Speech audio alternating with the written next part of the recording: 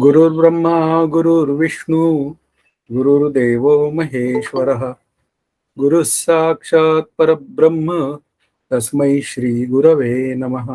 हरि ओम तत्सत. ब्रह्मानंदे आत्मानंद. आत्मानंद हा या प्रकरणाला सुरुवात झालेली आहे. तत्पूर्वी सर्वांना नमस्कार करतो. तुम्ही म्हणाल की अरे मध्ये आधी तरी एकदा नमस्कार करत जा. खरं तर नमस्कार करायचा तो कोणाला? कारण तुम्ही आणि मी असा जेव्हा विचार येतो तो उपाधी सापेक्षतेने असतो, पण व्यावहारिक सत्तेमध्ये मात्र नमस्कार नावाची गोष्ट असते. आणि या नमस्कार करण्यामध्ये आपल्याला आनंदही मिळतो. वंदन भक्तीचा विचार सुद्धा समर्थांनी खूप छान मांडलेला आहे. त्यामुळे नमस्कार करण्यामध्ये आपण आपली लीनता सिद्ध करतो, हा त्यातला एक महत्वाचा भाव आहे.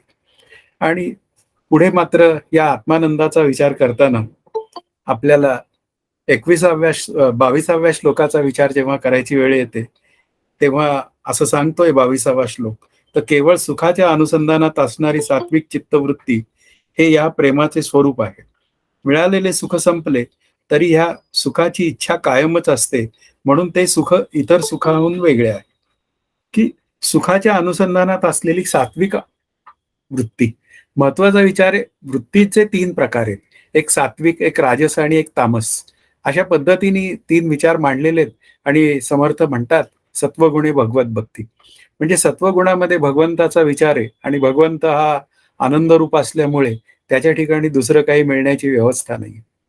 त्यासाठी आपल्याला विचार करावा लागतो की या तीनही पद्धतींनी आपल्याला सुख मिळवता येतं. एक सात्विक सुख आहे की त्या प्रत्येकामध्ये भगवंत पाहता येतो. नंतर निष्काम कर्मोपासना करता येते आणि प्रत्येकाचं मन समजावून घेता येतं आणि प्रत्येकाला आदरयुक्त आपण विचारातनं पाहू शकतो. आणि भरला घनदाट हरी दिसे किंवा हरीच्या दासा हरिदाही दिशा, अशा पद्धतीने हा जो सात्विक आनंदाकडे जाण्याचा जो मार्ग आहे, त्या निमित्ताने माझी अंतःकरण वृत्ती थोडी शांत होते आणि शांत झाल्यामुळे मला खऱ्या आनंदाचा लाभ होतो. तसा राजस वृत्तीमध्ये सुद्धा विचार आहे की राजस वृत्तीमध्ये विषय हवेसे वाटतात, विषयांमधला आनंद मिळवावासा वाटतो.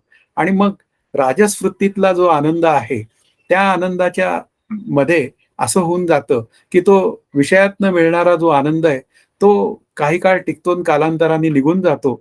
आणि मग म्हणून मी दुसरा विषय शोधतो किंवा त्या भोगलेल्या आनंदाच्या विचारात मी माझं जीवन घालवतो. अशा पद्धतीने सात्विक आणि राजस आनंदामधला जो फरक आहे तो असा आहे की सात्विक आनंदामध्ये म्हणजे सात्विक पद्धतीने जेव्हा आनंद गोळा केला जातो तेव्हा त्या आनंदामध्ये ते सुख जे आहे ते जरा जास्त काळ टिकतं, जास्त काळ टिकतं आणि सहज अंतःकरण वृत्ती शांत राहते. राजस सुखामध्ये मात्र ती अंतःकरण वृत्ती थोडीशी हेलकावे खाते. म्हणजे याचा अर्थ ती एका सुखातनं म्हणजे विषयातनं दुसऱ्या विषयांकडे जाते. म्हणून इथे काय आहे की आपल्याला अंतःकरण वृत्ती शांत करणं हा त्यातला भाग आहे. जेव्हा राजस सुखाचा विचार करतो तेव्हा मात्र ती जी काय अंतःकरण वृत्ती आहे नंतरची, सुख घेतल्यानंतरची, ती त्या सुखाची चर्चा करीत राहते. आणि अशा पद्धतीने जी चर्चा करणारी जी अंतःकरण वृत्ती आहे ती अंतःकरण वृत्ती आनंद संपल्याचं म्हणजे तो आनंद जो मिळालाय तो कमी झाल्याचं ते द्योतक आहे. आता मला सात्विक आनंदाचा जेव्हा विचार करायची वेळ येते तेव्हा ती जी आनंदाची वृत्ती आहे ती दीर्घकाळ टिकते आणि टिकणारा आनंद आपल्या पुढे येतो. म्हणून इथे काय आहे की त्या सात्विक आनंदामध्ये प्रेमभाव असतो. इथे वाक्य लिहिलेलं गेलेलं आहे की त्या सात्विक चित्तवृत्ती हे या प्रेमाचे स्वरूप आहे. विठ्ठलाची आणि माझी जेव्हा अभ्यास करण्याच्या निमित्ताने एकी होते तेव्हा मात्र ती जी एकी असते ती आनंदाची असते. देव शोधावया गेलो देवाची होऊन गेलो, ती आनंदाची वृत्ती आपल्याला खूप आनंदापर्यंत म्हणजे दीर्घकाळ म्हणजे दृढ अपरोक्ष अपरिवर्तनीय आनंदापर्यंत घेऊन जाते. म्हणजे इथे काय आहे की सुखाचा विचार केला तर राजस सुखाचा जरी विचार केला तरी मला सुखाची इच्छा आहेच आहे. तामस सुखामध्ये सुद्धा म्हणजे मी काय करतो, तुम्ही तामस सुख हा असा कसा शब्द तयार झाला, तर मी तामस वृत्तीतनं एखाद्याला चिडवतो, हिणवतो आणि त्यातून मी आनंद घेण्याचा प्रयत्न करतो. फार काळ टिकत नाही. हा त्यातला भाग आहे. कारण त्यातून परत त्या बाजूनी सुद्धा मला तेवढाच प्रतिकार होतो आणि मग प्रतिकार झाला की मी म्हणतो, "अरे मी बोललो नसतो तर बरं झालं असतं." या राजस गुणांमध्ये सुद्धा तसाच विचार होतो. म्हणून आपल्याला दीर्घकाळ आनंद टिकणारा जो विचार आहे तो सात्विक सुखाचा विचार आहे. म्हणजे इथे काय आहे, की ते सुख नावाची जी गोष्ट आहे प्रत्येकाची, की सुखा लागी जीवा करीसी तळमळ, ही भूमिका मात्र कायमच आहे. म्हणून इथे काय आहे, सत्वगुणातनं निर्माण झालेलं जे सुख आहे, म्हणजे आनंदाचं ते सुख जे आहे, ते मात्र पर्मनंट सुखाकडे जाण्याचा तो एक मार्ग आहे. एवढी मात्र भूमिका आपल्याला लक्षात राहिली पाहिजे. इतर विषयांप्रमाणे आत्मा हे सुखाचे साधन नाही, हा सांगणारा 23 आणि 24वा श्लोक आहे. अन्न, पेये ही सुखाची साधने आहेत म्हणून प्रिय होतात. आत्माही प्रिय असला तरी तो अन्नाप्रमाणे मात्र नाही. स्वतःच्या सुखासाठी स्वतःच अनुकूल असताना त्याने दुसऱ्या कोणाला का म्हणून अनुकूल करून घ्यावे? एक आत्माच उपकार करता व दुसरा उपकार करून घेणारा असे संभवत नाही. आता अन्न व पेये ही सुखाची साधन आहेत म्हणून मला प्रिय आहे. मान्य आहे, की ही जी काय अन्न आहे, त्या अन्नामध्ये काही चवी आहेत. त्यातल्या काही चवी मला आवडतात. म्हणून ही काय आहे, ती सुखाची साधनं आहेत असं वाटणं आणि म्हणून ती मला प्रिय वाटणं हा माझा भ्रम आहे. कारण ते जड अचेतन पदार्थ आहेत, अन्न आहेत, पेय आहेत अनेक. तर त्यातून जे काय सुख मिळतं, ती माझी अंतःकरण वृत्ती सुख घेत असते. हे माझ्या लक्षात येत नाही. वास्तवात ते जड अचेतन पदार्थ मला सुख देत नाही.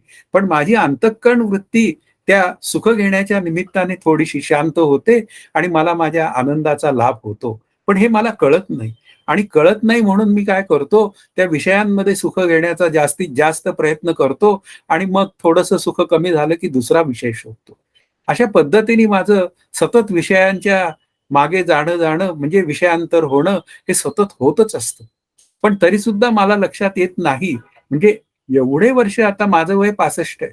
तरी पण मला लक्षात येत नाही, की विषयांमध्ये सुख नाहीये. अन्न गोडीने खाऊ नये असं नाही म्हणणं. अन्न गोडीनेच खावं. कारण अन्न हे पूर्ण ब्रह्म आहे, हेही बरोबर आहे. उदरवर्ण नोहे जाणीजे यज्ञ कर्म. अन्नाला चव आली, की शरीर धष्टपुष्ट होतं. म्हणजे अन्नामुळे आपलं शरीर धष्टपुष्ट होतं. चव आहे त्याच्यामध्ये. हे सगळं बरोबर आहे. पण त्या चवीच्या म्हणूया लाटेत राहणं, म्हणजे त्या चवीच्या विचारांच्या लाटेत राहणं, हा मात्र दोष आहे.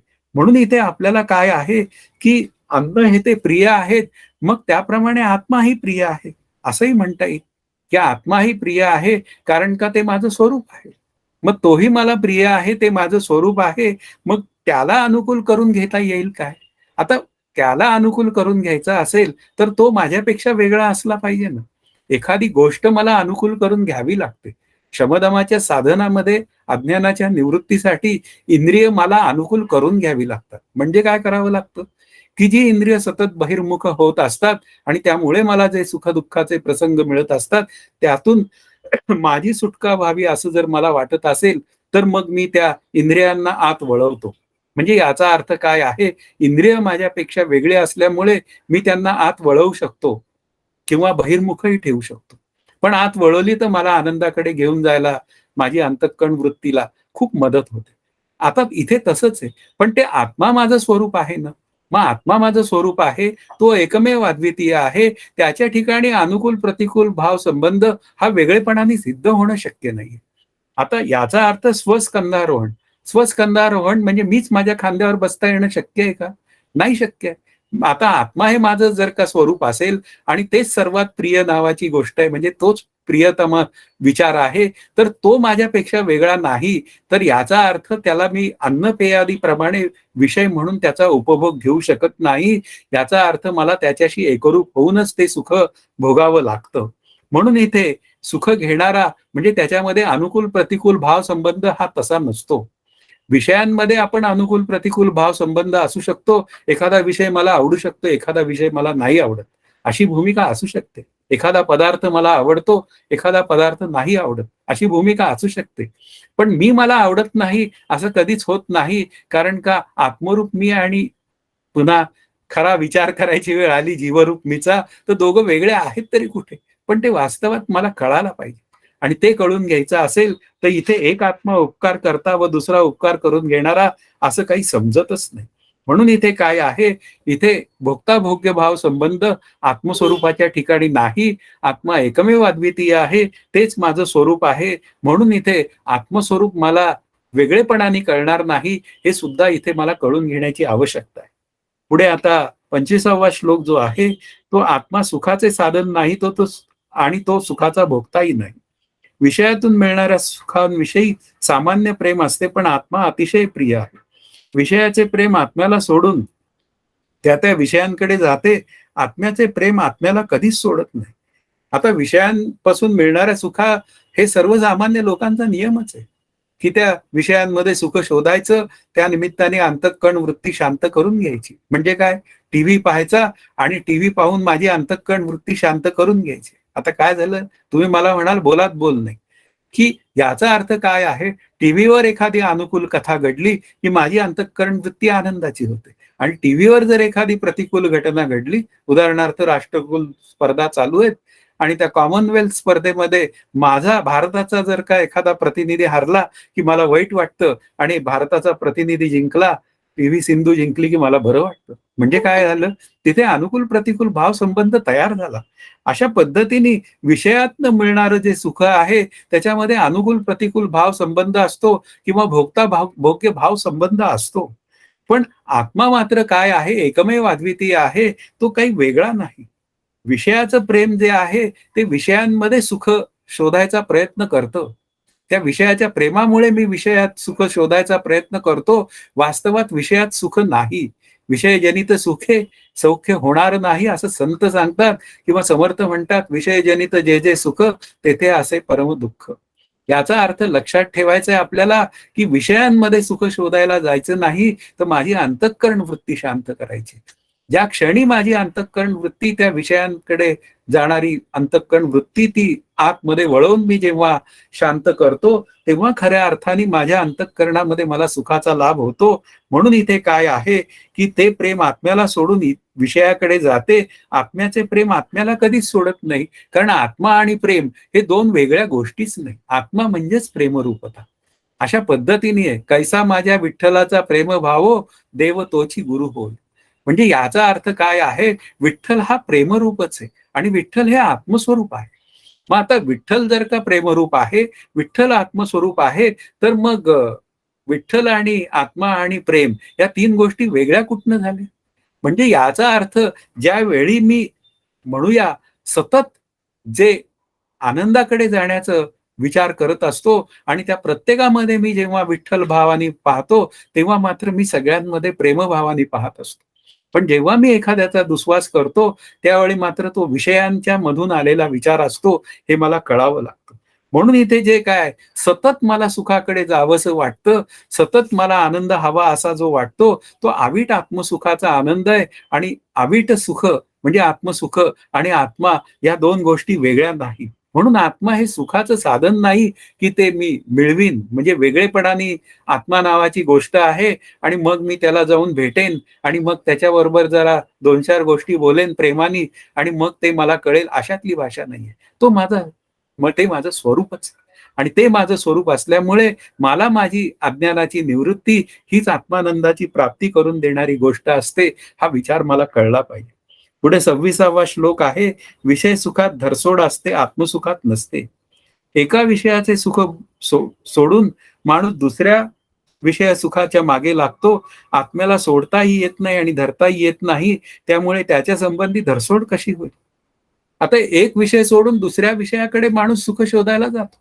त्याच कारण त्याला काय आहे, जे माझ्यापेक्षा वेगळं असतं त्याला सोडूनही देता येतं आणि धरूनही ठेवता येतं. म्हणजे एका विषयातनं मी त्या विषयातनं सुख घेतलं. टीव्ही नावाचा विषय आहे, त्यातनं सुख घेतलं. कंटाळा आला, जरा बाहेर फिरलो, गप्पा मारल्या, तिथं सुख घेतलं. याचा अर्थ काय झालं? विषयांतर झालं. एका विषयातनं दुसऱ्या विषयाकडे गेलो. का जाता आलं मला? कारण ते विषय माझ्यापेक्षा वेगळे आहेत.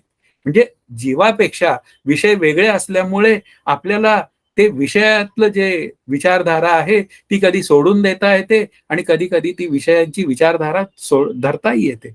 पण मीच आत्मा आहे. आता मीच मला सोडणं कसं काय शक्य आहे? आता मीच मला सोडायचंय याला काय अर्थ आहे? मी मला सोडू शकत नाही. कारण ते माझं स्वरूप आहे आणि जो आत्मा मी आहे ते जर माझं स्वरूप असेल तर मी मला सोडायचं कसं? म्हणून इथे काय आहे, स्वतःचं जे स्वरूप आहे त्याला धरणं किंवा सोडून देणं ही भाषा नाहीये. धरसोड ही आपल्याला एखाद्या गोष्टीत आहे असं सांगतायत. याची जी काय वृत्ती आहे ना, ती अभ्यासात धरसोड वृत्ती आहे. त्याचा अर्थ काही अनुकूलता आली की हा अभ्यास बरा करतो आणि काही प्रतिकूलता आली की हा अभ्यास सोडून देतो. म्हणजे याचा अर्थ तिथे तो त्या प्रतिकूलतेच्या निमित्ताने आपलं ऊर बढवून काढतो आणि मग ते शांत होईल तेव्हा मग कधीतरी अभ्यासाचा विषय त्याच्या अंतःकरणात येतो. म्हणून आपल्याला समजूनच घेतलं पाहिजे की आत्मस्वरूपामध्ये धरसोडपणा नाहीये, ते माझं स्वरूप आहे आणि ते माझ्यापेक्षा वेगळं नसल्यामुळे त्याला धरताही येत नाही आणि त्याला सोडूनही येत नाही, जाता येत नाही, कारण त्याच्यापेक्षा मी वेगळाच नाही. हे आपल्याला लक्षात ठेवावं लागेल. पुढे 27वा जो श्लोक आहे, आत्म्याची उपेक्षाही करता येत नाही. जो घेणे व सोडणे संभवत नाही, त्याची गवताच्या काडीप्रमाणे उपेक्षा करू गेले तरी आत्मा हेच उपेक्षा करणाऱ्या जीवाचे मूळ स्वरूप असल्याने त्याची उपेक्षा करता येत नाही. आता जे घेणे व सोडणे संभवत नाही, आता आत्मा नावाचं तत्व आहे ते एकमेव अद्वितीय आणि ते मी आहे. आता पाण्याने पाण्याला सोडून दिलं, पृथ्वी तत्वाने पृथ्वीला सोडून दिलं, असं कसं शक्य आहे? माझं मी मला सोडून देणं किंवा घेणं संभवत नाही. आता गवताची काडी आहे, तिची उपेक्षा करता येते. म्हणजे याचा अर्थ काय आहे, ती गवताची काडी आहे, ती गवताच्या काडी इतकं सुद्धा मला म्हणजे लोक बोलतात की गवताच्या काडीचा सुद्धा माझ्यावर भार नाही, अशी लोकांची भाषा असते. म्हणजे याचा अर्थ काय आहे, ती गवताची काडी माझ्यापेक्षा वेगळी आहे. म्हणजे जे वेगळं असतं त्याच्याविषयी बोलता येणं शक्य आहे, पण जे वेगळं नाही त्याचं काय करायचं? जे वेगळं नाही म्हणजे जे माझं स्वरूप आहे ते वेगळं नाही. मग आता ते जर का वेगळं नसेल तर त्याची उपेक्षा मी कशी करणार? म्हणजे सतत माझ्या अंतःकरणात अहमचं स्फुरण चालू आहे, मिमीचं स्फुरण चालू आहे. ते वास्तवात त्या मिमीच्या स्फुरणाचा स्रोत काय आहे? माझ्या श्रीगुरूंनी मला तेच सांगितलं आम्हाला दोघांना, की मी आहे, मला सगळं काही कळतं आणि मला सुख हवे. या 3 प्रेरणा ज्या तुम्हाला होतायत त्याचा मूळ स्रोत तुम्ही शोधला पाहिजे, असा विचार त्यांनी आम्हाला सांगितला. म्हणून त्या प्रेरणांचं मूळ स्रोत जे आहे ते स्वरूप आहे आणि तेच माझं स्वरूप आहे. तर मी त्याला कसं सोडणार? माझं मीच मला आत्मरूपाने मी सोडता येणं शक्य नाही, कारण आत्मा येतही नाही आणि आत्मा जातही नाही. आत्मरूप मी येतही नाही, आत्मरूप मी जातही नाही. देहरूप मी येतो म्हणून देहरूप मीला स्थिती आहे आणि म्हणूनच देहरूप मीचा नाश सुद्धा आहे.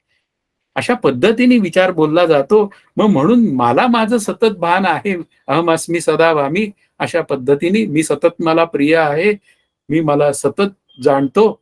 मग असंच असेल तर मग त्याच्या मूळ प्रेरणा या शोधल्या पाहिजेत. म्हणून इथे मूळ प्रेरणा स्त्रोत शोधणं हाच खरा आपल्या अभ्यासाचा विचार आहे. म्हणून अभ्यस्त अहंकार रूप असलेला मी हा बाधित झाला पाहिजे आणि खरा जो मी आहे ते मला कळण्याची व्यवस्था आहे. त्याला वेगळेपणाने शोधता येत नाही. अज्ञानाची निवृत्ती करणं हाच त्या शोधण्याचा एक प्रकार आहे. आत्मस्वरूप प्राप्त करून घेण्याचं एकही साधन नाहीये, पण त्याच्यावर आलेलं जे आवरण आहे ते दूर करण्याचं साधन मात्र आहे. ते माझं मला कळलं पाहिजे. हा त्यातला महत्वाचा भाग आहे. आता पुढे 28वा जो श्लोक आहे, निराशा इत्यादींनी देह सोडावासा वाटतो, आत्मा नव्हे. असाध्य व्याधी, अनिवार्य संताप इत्यादींनी कोणा एकाला मरणाची इच्छा होते, त्यामुळे आत्मा सोडावासा वाटतो, द्वेषाने आत्मा सोडावासा वाटतो, असे म्हणावे तर बरं नाही. आता शरीर त्रास देतं मला, माझं शरीर मला त्रास देतं. समजा एखादा असाध्य हार्टचा रोग मला झाला आणि मग त्यामुळे श्वास घेणं मला त्रासदायक होतं, तेव्हा मी म्हणतो की शरीर फार त्रास देतंय, आता हे सुटलं तर बरं होईल. आता हे सुटलं तर बरं होईल, ते कशासाठी? तर आनंदासाठी. म्हणजे शरीराचा त्रास गेला तर मी कसा आहे? मी आनंदाचाच आहे. पुन्हा एखादा म्हणतो की अरे मला आत्महत्या करावीशी वाटते. का करावीशी वाटते? नाही नाही, या शरीराचं दुःख मला सहन होत नाही. म्हणजे याचा अर्थ काय आहे? ती सुद्धा आनंदासाठीच आहे. म्हणजे इथे काय आहे की आत्मा नावाचं जे स्वरूप आहे तेच तर शोधायचा मी प्रयत्न करत असतो, पण ते शोधण्याची ती लॉजिकल मेथड नव्हे. ही जी काय आत्महत्या किंवा ज्या काही गोष्टी ज्या बोलल्या गेलेल्या आहेत त्या लॉजिकल मेथडच्या गोष्टी नाहीयेत. तर असं जे काय मला वाटतंय ना, त्याचं मूळ इन्स्टिंक्ट शोधलं पाहिजे. श्री गुरु मला नेमकं तेच सांगतात की तुझं प्रेरणा स्त्रोत काय आहे त्याला शोध तू, आणि ते शोधलं तर तू खऱ्या आनंदाशी एकरूप होशील. म्हणून खऱ्या आनंदाशी एकरूप होण्यासाठी अज्ञान निवृत्तीचं साधन ते मला सांगतात. म्हणून इथं मी मला सोडून जावं असं मला कधीच वाटत नाही. अत्यंत माझ्या छान शरीर वगैरे असं असताना मी मला सोडून जावं असं मला वाटतंय काय? हे ज्ञानदेवांना वाटतं. कारण का त्यांच्या लक्षात आलं, की देह सुद्धा काय आहे त्या खऱ्या आनंदामध्ये. विदेह मुक्तीचा जो आनंद आहे, त्या आनंदामध्ये देह सुद्धा कसा आहे, तो थोडासा अडसरीचाच भाग आहे. ते ज्ञानदेवांना वाटतं. ते जीवनमुक्ताला वाटतं. पण माझं शरीर धडधाकट असताना मग हे शरीर गेलं तरी चालेल, मी मेलो तरी चालेल, असं म्हणणारा कोणी भेटणं फार मोठी अवघड गोष्ट आहे. आणि ती सहसा भेटण्याची व्यवस्थाच नाहीये. म्हणून इथे काय आहे, या सगळ्या ज्या काय गोष्टी आहेत, मला आत्महत्या करावीशी वाटते किंवा असं काही बोललं जातं, तेव्हा मात्र माझं ही सगळी गोष्ट आनंदासाठीच असते. हा तेवढा विचार आपल्याला लक्षात आला म्हणजे झालं. 29वा जो श्लोक आहे, आत्म्याहून पंचकोशात्मक शरीर वेगळे आहे. त्याग करणे शक्य असलेला देह आत्मरूप नाही. आता त्याग करायचा जो आहे, तो माझ्यापेक्षा वेगळा असतो. आता आत्मा हे माझं स्वरूप असल्यामुळे ते माझ्यापेक्षा वेगळं नाही. मग त्याचा त्याग किंवा त्याला धरणं या गोष्टी संभवतच नाही. देह जो आहे पंचकोशात्मक देह, तो मात्र काय आहे, तो त्यागाचा विषय होऊ शकतो. कारण तो जीवरूप मी पेक्षा वेगळा आहे. म्हणून इथे काय आहे, देह नावाची गोष्ट आत्मा नाही. वर देह जड अचेतन आहे, आत्मा चेतन आहे. वास्तवात दोघांचा काही संबंध नाही. पण आला, कल्पित रूपात आला. आला तरी सुद्धा काय आहे, मूळ जी प्रेरणा आहे, मला आनंद पाहिजे, त्यासाठी या देहत्यागाचा विचार मांडला गेला. देहाचा त्याग करू म्हणणाऱ्या जीवाला आत्मत्व आहे, द्वेष आत्म्याचा नाही. कारण ज्याचा द्वेष मला करायचा आहे, तो माझ्यापेक्षा वेगळा असला पाहिजे. एखाद्या जीवाचा द्वेष होतो म्हणून तर आपल्याला संत सांगतात, कोण्याही जीवाचा न घडो मत्सर वर्व सर्वेश्वर पूजनाचे. दुसऱ्याचा द्वेष होतो म्हणून मला सांगतात संत, तू दुसऱ्याचा द्वेष करू नको. मी माझा द्वेष करणं शक्य आहे का? मी माझा द्वेष करणं शक्य नाही. कितीही माझं चुकलं तरी मी माझं कसं बरोबर आहे हे सांगण्याचा प्रयत्न करतो. फार क्वचित प्रसंगी मी एखाद्या वेळी माझा द्वेष करतो, कारण का काहीतरी माझं मोठं नुकसान झालेलं असतं आणि कुठून मला ही बुद्धी झाली आणि मी असं केलं, या पद्धतीने होतं. म्हणजे माझ्या चुकीतनं हा विचार मांडला जातो. वास्तवात मला समजलं पाहिजे. वास्तवात काय आहे, की तो द्वेष आत्म्याचा नसून तो म्हणूया शरीराचा द्वेष केलाय, की आता ते नीट साथ देत नाही म्हणून ते गेलं तरी चालेल. त्याग करणे शक्य असलेल्या देहाविषयी द्वेष असेल तर शास्त्राचे काय बिघडते? मुख्य मुद्दा काय आहे, जे त्याग करायचा आहे तो द्वेष केला नाही तरी जाणारच आहे. एका हद्दीनंतर ते जाणारच आहे, मग त्याचा द्वेष तरी कशाला करायचा? म्हणून इथे काय आहे, सुखरूप आत्मस्वरूप हे माझं स्वरूप असल्यामुळे मी माझा द्वेष करणं शक्य आहे. म्हणजे आत्मरूप मीनी द्वेष केला असं होणं शक्य नाहीये. हा त्यातला भाव आहे, हा आपल्याला समजला पाहिजे. पुढे कोणत्याही विषयापेक्षा सर्वात प्रिय आत्माच आहे हे सांगणारा 30वा श्लोक आहे. तो असं सांगतो, ज्याप्रमाणे पुत्राच्या मित्रापेक्षा पुत्र अधिक प्रिय असतो, त्याप्रमाणे सर्वच वस्तू व व्यक्ती आत्म्यासाठीच प्रिय असल्याने आत्मा सर्वात प्रिय आहे. म्हणजे मागे विषय सांगून झालेला आहे, की कोणत्याही विषयापेक्षा आत्माच प्रिय आहे. विषय पत्नी विषय, पुत्र विषय, संपत्ती, सत्ता, घर वगैरे हे सगळे विषय आहेत. म्हणजे ते विषय मला लक्षात घ्या, की माझं माझ्या पुत्रावर प्रेम आहे ते माझ्यासाठीच आहे. हे आपल्याला लक्षात ठेवलं पाहिजे. पण जेव्हा कधी वेळ येते, ती उदाहरणं दिलेली आहे. त्यावेळी मी मात्र माझ्यावरच प्रेम अधिक व्यक्त करतो. हा त्यातला भाग आहे. म्हणून इथे काय आहे, हे सगळे मला जे प्रिय आहेत, ते माझ्या स्वतःवरील प्रेमामुळे प्रिय आहे. ते माझ्या मनासारखे वागतात म्हणून मला प्रिय आहेत. याचा अर्थ मी माझ्यासाठीच मला हे सगळे प्रिय आहेत, हा त्यातला भाव आपल्याला कळला पाहिजे. पुढे 31व्या श्लोकामध्ये आणखीन प्रत्येकाची सहज प्रवृत्ती अशीच आहे ते सांगणार आहे. मी नसावे असे कोणालाच वाटत नाही, सतत असावे असेच वाटते. अशी सर्वांची सहज अपेक्षा असते, त्याप्रमाणे आत्म्यावरील प्रेम अनुभवानेच कळते. मग आता मी नसावं असं कोणाला वाटतंय? माझं मरण यावं आत्ता या क्षणी आणि मी मरून जावा. आता एवढं सगळं छान सगळा अभ्यास चाललाय, नंतर तुम्ही मला ऐकता आहात. आता एवढं सगळं छान छान चाललेलं असताना मी नसावं अशी भूमिका कशी काय? म्हणजे मी असावं सतत भूमिका आहे. मग आता मी सतत असावं असं जे काय मला वाटतं, ती मूळ प्रेरणा कुठून आली? तर ती स्वरूपाकडनं आली. असं आपल्याला कळलं पाहिजे. अशी जर का सर्वांची अपेक्षा असेल, मी सतत असावं, तर ते देहरूपाने मी सतत असावं ही गोष्ट शक्य नाहीच आहे, हे त्यालाही कळत असतं. सतत असावं असं वाटतं देहरूपाने, पण ते काय आहे, दुःख त्यागिता. मुख्य मुद्दा काय आहे, त्या आत्मस्वरूपाकडे जाण्याचा विचार आहे. म्हणून इथे काय आहे, ते आत्म्यावरचं जे प्रेम आहे ना, ते अनुभवानेच कळतं. याचा अर्थ काय आहे, ते सिद्ध होतं म्हणजे थोडासा अभ्यास केला पाहिजे, की अरे माझंच माझ्यावर प्रेम आहे, हेच त्यातलं मुख्य म्हणूया एक प्रेरणास्त्रोत आहे आणि ते मुख्य प्रेम जे आहे ते आत्मस्वरूपाकडनं आलेलं आहे, हे मात्र मला कळत नाही. ते कळून घेण्याचा जो अभ्यास आहे ना, त्यालाच म्हणतात अध्यात्म विचार. त्या अध्यात्म विचारातनं या सगळ्या गोष्टी पुढे येतात. हा त्यातला महत्वाचा भाव आहे. ह्याच्या उलट विचार करणारे असे म्हणतात, तो 32व्या श्लोकात आहे, अनुभव, युक्ती व श्रुती या तीनही वरून अशा प्रकारे आत्म्यावरील प्रेम सिद्ध झालेले असूनही काही लोक पत्नी, पुत्र इत्यादिकांच्या सुखासाठी आत्मा आहे असे म्हणतात. आता एक थोडासा वेगळा विषय आहे, पण त्यातून आपल्याला तेच सांगायचंय, माझं माझ्यावरच प्रेम आहे.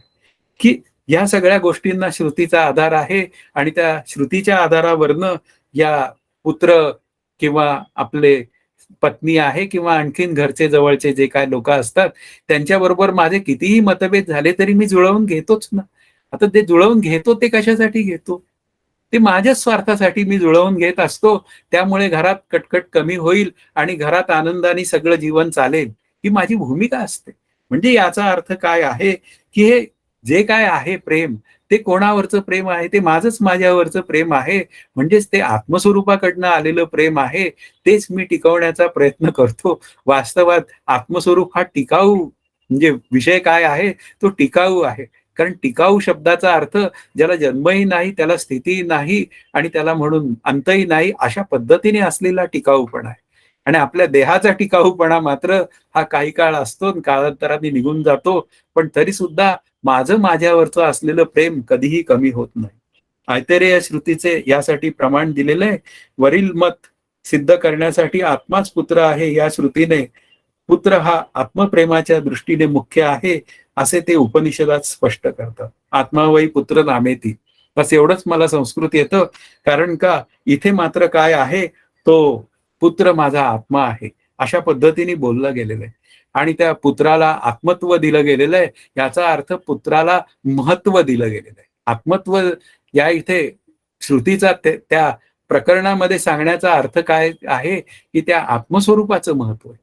आणि ते मला कळलं पाहिजे. हा त्यातला महत्वाचा भाग आहे. आणि ते जर मला कळलं, तर मग पुढे सिद्ध होईल. कारण पुढे सिद्ध तेच होणार आहे, की त्या पुत्र वगैरे सगळ्या गोष्टींपेक्षा माझं माझ्यावरच प्रेम आहे, म्हणजे स्वरूपावरच प्रेम आहे, हे सिद्ध होणार आहे.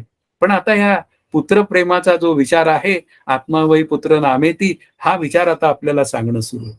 आता पुढे 34व्या श्लोकात असं सांगतायत, ह्याचा तो हा आत्मा पुण्यकर्मासाठी प्रतिनिधी म्हणून नियुक्त केला जातो व नंतर त्याचा हा दुसरा आत्मा तो पितारूप स्वतः कृतकृत्य होऊन मरण पावतो. आता स्वतः पिता पहिला आत्मा, नंतर त्याचा पुत्र दुसरा आत्मा, मग पिता मरण पावल्यावर पुन्हा जन्माला येतो. कारण तो जीवनमुक्त झालेलाच नसतो. जीवनमुक्त झाला असेल तर त्याचा जन्म होणार नाही. पण दुसऱ्या जन्माला जातो कारण मुक्तीचा विषयच त्याच्या अंतःकरणात नाहीये. पुत्राचाच विषय आहे. म्हणून धर्माने पुत्राला अधिकार दिले, आता ते मुलीला नाही दिले. आता धर्माने पुत्राला अधिकार दिले आणि पुत्राला अधिकार दिल्यामुळे पुत्र हा काय झाला, त्याचा आनंदाचा विषय झाला, त्याचा मुख्य विषय झाला आणि म्हणूनच काय झालं, ते पुत्रालाच काय झालं, महत्व प्राप्त झालं. पुत्राला म्हणजे जेंडर वाईज म्हणजे कोणाला, पुरुषाला. पुरुषाला ते महत्व प्राप्त झालं आणि महत्व प्राप्त झाल्यामुळे इथे काय झालं, पुत्राची महती ही मोठी झाली. मग पुढचा जो श्लोक आहे 35वा, तो मला असं सांगतोय, निपुत्रिकाला परलोकाला गती नाही. म्हणूनच स्वतः जिवंत असताना जर पुत्र झाला नाही, तर त्याला पितृलोक मिळत नाही. त्याचबरोबर ज्याला तू ब्रह्म आहेस असा उपदेश केला आहे, असा पुत्र असेल तर पित्याला परलोक मिळतो असे जाणते म्हणतात. आता जिवंत असताना मला पुत्र झाला नाही, तर मला परलोक किंवा पितृलोक मिळत नाही. आता एक उदाहरण देतो, म्हणजे ते पितृलोक मिळतो म्हणजे काय नक्की होतं हे लक्षात घ्या. आमच्या ऑफिसमध्ये एक जण लेबर होता, त्याचं नाव विष्णू पोकळे होतं. आणि त्याचा मुलगा जो होता, त्याचं नाव कृष्णाथ असं होतं. आणि त्याला खूप कौतुक होतं मुलाचं. कारण का मला मुलगा आहे, मला मुलगा आहे. असं खूप तो त्याची महती गायचा, तो असा आहे, तो तसा आहे. एक दिवस तो आला आणि त्याला खूप लागलेलं होतं चेहऱ्यावर. मी त्याला म्हणलं, "अरे विष्णू पोकळे, तुला काय झालं?" काय म्हणे त्या मुलगा असून काही उपयोग नाही. म्हटलं काय झालं काय ते सांगा? तर तो म्हणला मला मुलांनी बडवला धरून.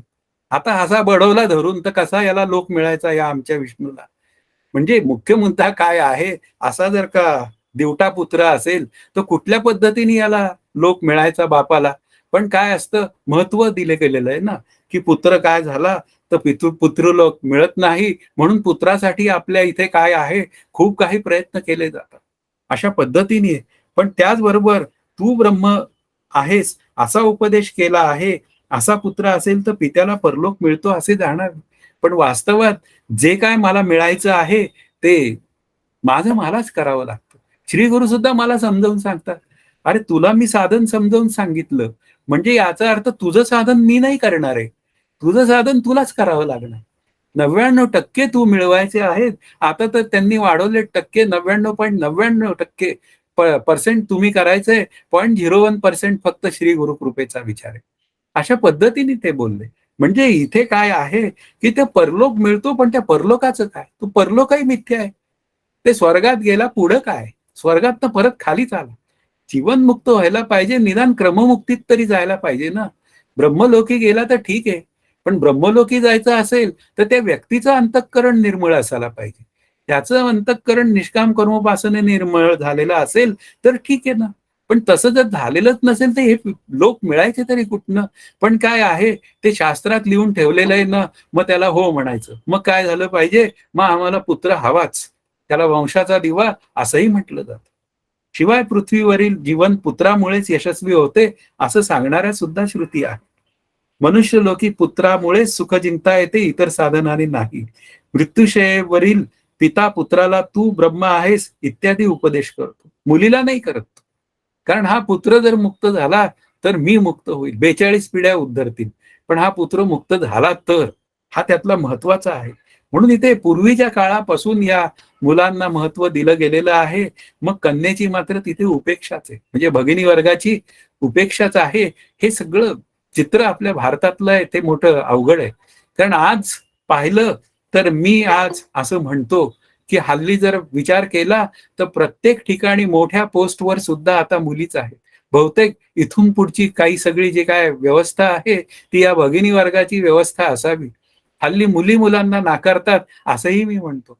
म्हणजे मला मुलींचं महत्त्व सांगायचंय असं नाहीये. कारण तुम्ही मला कदाचित म्हणाल, तुम्हाला मुलगा नसल्यामुळे तुम्ही एवढं हिरी-हिरीने बोलताय. तसं नाहीये. समानत्वाचा जेव्हा विचार करायची वेळ येते, कारण जीव या नावाने विचार केला, तर दोघांमध्ये काहीच फरक नाही. दोघं जीवनमुक्त होण्यासाठी पूर्णपणे अधिकारी आहेच. पण मात्र पिता मरण पावायला जेव्हा येतो, त्यावेळी सगळं काही कर्म जे काय करायचं असतं, ते पुत्रानीच करायचं असतं. म्हणून इथे काय आहे, तो सगळा जो उपदेश आहे तो पुत्रासाठीच आहे, तो कन्येसाठी नाही, हा त्यातला भाग आहे. पण आता पुढे मात्र 37वा जो श्लोक आहे, तो असं सांगतो, पुत्राप्रमाणे पत्नी ही सुखाचे साधन आहे. बऱ्याच श्रुती आत्मा हा पुत्र व पत्नी यांच्या प्रेमाचा भाग आहे असे सांगतात. समाजातही हेच प्रसिद्ध आहे. व्यवहारात पुत्र मुख्य आहे, हे सर्वांना मान्य आहे. आता व्यवहारात पुत्र आहे, मुख्य हे मान्य आहे, पण पत्नी हा त्या पतीचा अर्धा भाग आहे. मुख्य मुद्दा काय आहे, की पत्नी जर का अर्धांगिनी असं तिचं म्हणणं बोललं जातं, तर मग काय आहे, ती श्रुती सांगते, की ही काय आहे, ही अर्धांगिनी आहे. मग व्यवहार सांभाळण्यासाठी पुत्राचं महत्व आहे, तसं मग पत्नीचंही महत्व आहे. अशा पद्धतीने मग आमचे पांडुरंग महाराज ते पंढरपुरात मात्र ते एकटेच. हा त्यातला भाव. त्यांना विचारलं एकदा मी, की "असे तुम्ही एकटे कसे काय?" मग त्यावेळी ते म्हणाले, "आमचे महाराज रागवलेले आहेत म्हणे. आमच्या रुक्मिणी माता म्हणजे आमचे रुक्मिणी महाराज रागवलेले आहेत, त्यामुळे त्या बाजूला उभ्या आहेत." पण आता काय आहे, आम्हाला दोघांचाही लाभ घेता येतो तो आनंदाच्या निमित्ताने.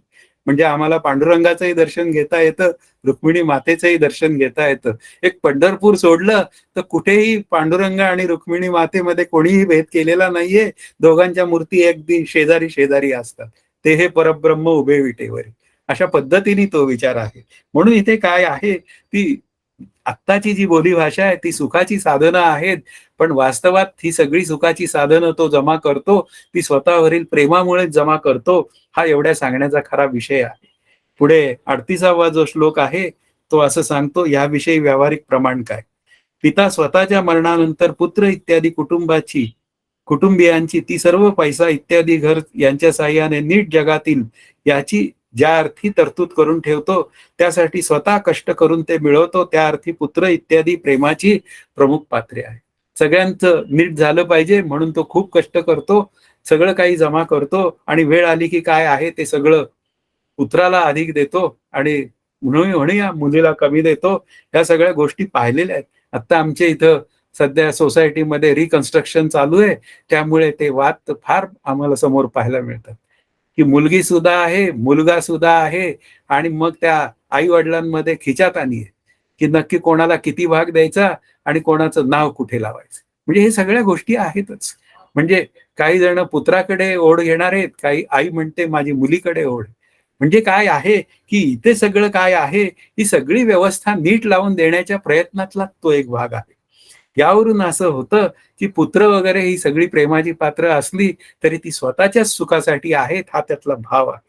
हे सर्व खरे असले तरी आत्माच मुख्य आहे. पुन्हा आता विषय मूळ पदावर आलेला आहे. हेच खरे असले, हा 39व्या श्लोकाचा विचार आहे. पण काही प्रसंगी पुत्र इत्यादींचे महत्व असले तरी तेवढ्याने आत्मा हा त्यांचा भाग ठरत नाही. हा आत्मा गौण आहे. गौण, मिथ्या व मुख्य अशा 3 प्रकारचा असतो. म्हणून इथे या 3 पद्धतीने विचार मांडलेला आहे. आता मुख्य आत्मा म्हणजे जो एकमेव अद्वितीय स्वगत सजातीय विजातीय भेदरहित असं असलेलं जे आत्मस्वरूप आहे त्याला मुख्य आत्मा म्हणतात. मग आता दुसरं कोण आहेत? मग ते गौण आहेत किंवा मिथ्या आहे. आता गौण कसा? पुत्र हा माझा आत्मा आहे असं म्हणणारा जो आत्मा जो आहे तो गौण आहे.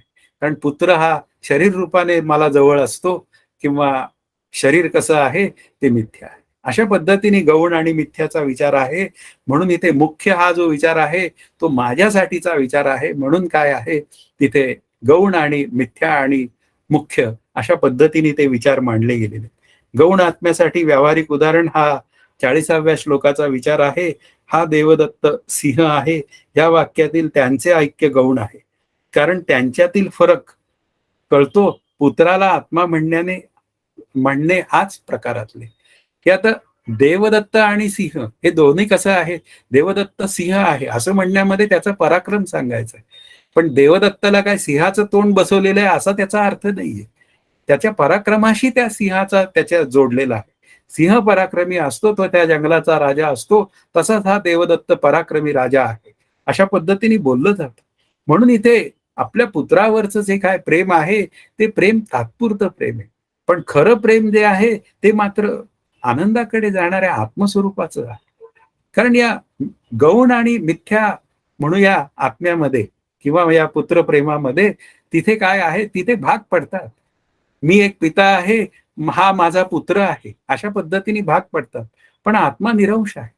निरंश आहे याचा अर्थ की जसं पुत्र हा त्या पित्याचा एक भाग होऊ शकतो किंवा चाराने हा रुपायचा भाग होऊ शकतो. दोघांमध्ये अंशांशी भाव आहे की हा वंश रूपाने हा त्या पित्याचा पुत्र आहे आणि तो वंश आहे, अशी भाषाही बोलली जाते.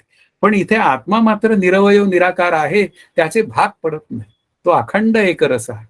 आणि असे जर भाग पडत नसतील तर याचा अर्थ काय आहे? ते अभ्यास करणारी जी वृत्ती आहे ती त्या स्वपुत्रापेक्षा ती त्या आनंदाकडे जाणारी असली पाहिजे. व्यावहारिक सत्तेत गोष्ट बरोबर आहे की हा माझा आत्मा आहे, माझं फार त्याच्यावर प्रेम आहे. पण ते प्रेम किती आहे? ते केवळ माझ्यासाठीच प्रेम आहे हा त्यातला विचार आपल्याला कळला पाहिजे. म्हणून इथे काय आहे? पुत्राला जे आत्मा म्हटलं जातं ते गवणी पद्धतीने म्हटलं जातं, मिथ्या रूपाने म्हटलं जातं, मुख्य रूपाने नाही, हा त्यातला भाग लक्षात आला पाहिजे. आता पुढे मिथ्या आत्मा असं सांगतायत, तो 41व्या श्लोकाचा विचार आहे.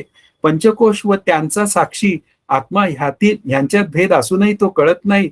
उदाहरणार्थ झाडाचे खोड न कळता त्या जागी चोर आहे असे भासते. आता उदाहरण दिलं की ते खोड असतं झाडाचं आणि मला मात्र तो चोर आहे असं वाटतं, मी आपला फारच सावधतेने चालतो. म्हणून अज्ञानामुळे पंचकोशाला काय होऊन जातं? महत्व दिलं जातं. म्हणजे 5 कोशांमध्ये जे दडलेलं तत्व आहे ते साक्षीरूप आत्मा हे मला कळतच नाही. तो साक्षीरूप आत्मा जो आहे तो एकमेव अद्वितीय आहे आणि हा पंचकोशा सहित असलेला स्थूल सूक्ष्म कारण या रूपाने भासणारा देह जो आहे तो त्या 5 महाभूतांकडचा म्हणजे जड अचेतनाचा भाग आहे हे मला कळतच नाही. आणि मग त्यामुळे मी माझ्या देहावर अधिक प्रेम करतो, कारण मला मी आत्मा आहे हे माहीतच नसतं. ते कोणीतरी श्री गुरु माझ्या पूर्व पुण्याईंनी भेटतात आणि ते मला सांगतात आणि ते मला पटतं. आता हे कसं काय आहे? हे मोठं अलौकिकच गोष्ट आहे, की श्री गुरूंनी सांगणं, त्यांनी सांगितलेलं पटणं आणि त्याप्रमाणे साधना करणं.